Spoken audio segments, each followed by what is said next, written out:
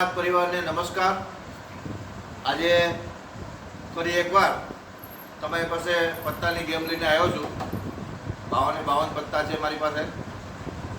આજે mind reading કેમ કરવું એ હું તમને બતાવીશ। આ પત્તા છે એ મારે જોવાની જરૂર નથી કે સામેવાળાને બતાવવાની જરૂર નથી, એટલા માટે આપણે એની માથે રૂમાલ ઢાંકી દઈએ। આની માથે રૂમાલ ઢાંક્યા પછી કલા ગમે ત્યારે સ્ટોપ કહેશે, હું સ્ટોપ થઈ જઈશ। હવે જે ઉપરનું પત્તું આવ્યું એ લઈ લો, પહેલું પત્તું આવ્યું એ બરાબર। એ જે પહેલું પત્તું છે એ કેમેરામાં વ્યવસ્થિત બતાવી લો, મારે એને જોવાની જરૂર નથી।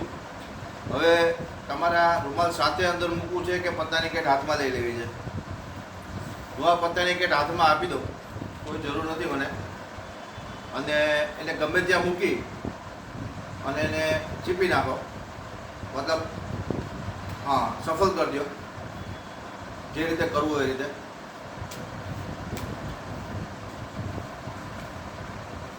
અને આણે ભગા મારીને બધું વેરવી કંઈ કરી નાખ્યું છે, લાવું કરી દઉં હોય તો, કારણ કે હું હવે પ્રકટ જુગારી થઈ ગયો છું।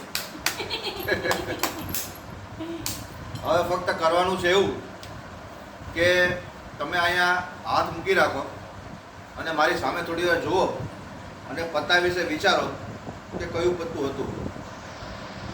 વિચારો વિચારો, કોઈ કાળા કલરનું પત્તું હતું?